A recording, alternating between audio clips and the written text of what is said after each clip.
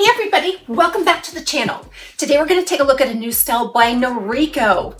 New for fall 2024, I'm introducing BEAU in the color Sandy Salt. This wig style was sent to me by Wig Studio One so I could review it for you today, so you could get a really good look before you buy. Remember, you can find it right here at Wig Studio One. If you roll down in the description, you'll find a direct product link. If you click on the link, it'll take you right out to the site where you can see all of the colors and the pricing of this style. And remember, if you have any questions for us, please reach out to support@wigstudio1.com. BEAU is a classy, polished, short bob style with an angular graduated look all the way around. It has some pretty volume. It moves so naturally. In the front, you're going to see about an 8 to 9 inch piece, and this 7-inch crown just kind of graduates down. It's a 3-inch nape, so it is ample to cover up most hairlines there in the back. Weighs about 3 ounces. It literally feels like nothing on my head. Now let's take a look at some of these new innovations on the cap. So what you'll find is that extended lace front. They're calling this a soft luxe lace. So it does extend back into the ear tab. It's a nice fine grid. It is not shiny, and it does hug the head seamlessly. It's just beautiful.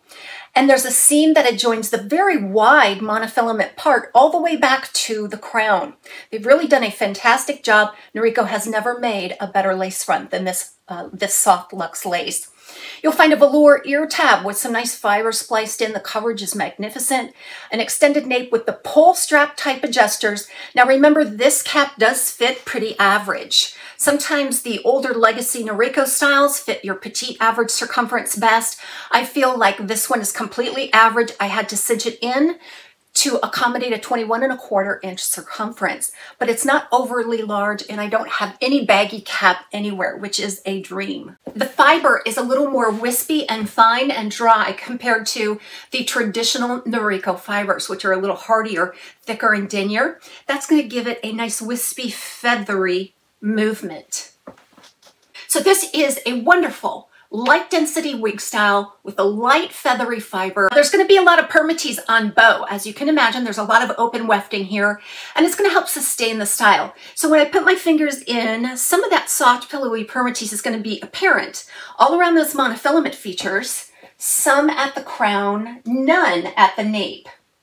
It's not an overabundance of permatease. I think that if you really dislike permatease, I think you'll be pleased with this just because it helps sustain this style and lift and volume without having to tease and spray and use a lot of product. They're also coming out with some newer colors, which I think a lot of you are really going to appreciate, especially the Sandy Salt, because it really gives the impression of a very natural looking gray shade without a root. It's very dynamic, but it is not rooted. So that base color you're going to find is more of a light to medium sandy brown, and then within that a pearly platinum.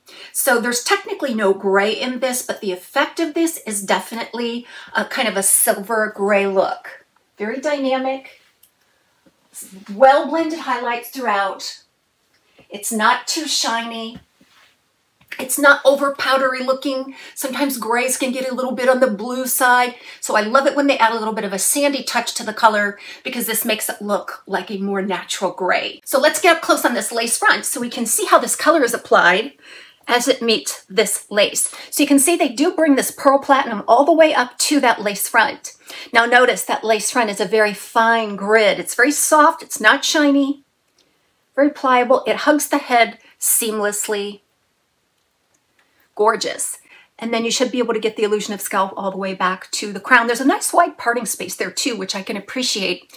And just kind of working with this, it does appear that you could shift that part significantly without the risk of exposing the wefts. But right out of the box with just a shake, it does want to part along that monofilament.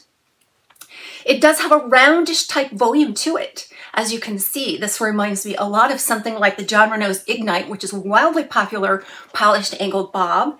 Now you can take down that volume just simply by doing some tucks, getting in there and just pressing against that permatease to shrink its voluminous look.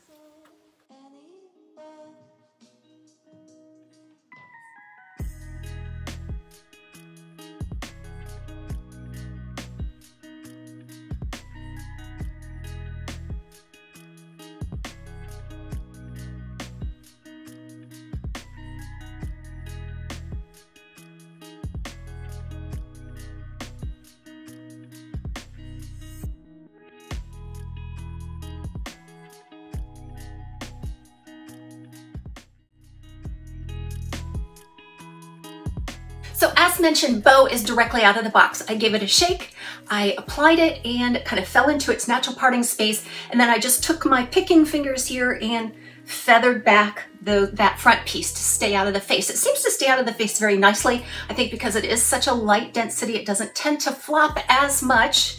Now, if you do like a lower profile look, something a little closer to the forehead, you can absolutely get that and just curtain out around the face for your own unique look. You can also create a little bit of volume and lift and contour right at the front by using your hand. And if you want something with a little more hold, you might want to take out some wig spray or styling paste to accomplish that. Fits nicely, neatly, and securely between the ear and the ear tab. There's not so much permatease that it pushes out on those ear tabs, so it does fit beautifully. If you're a full-time glasses wearer, I think you'll be very happy with how glasses are communicating here with this style. So let's go ahead and I'll just move bow around for you so you can get more familiar with the density, the movement, and be inspired to style your wig. Everybody have a great day. We'll see you soon right back here at TAZSWIG Closet.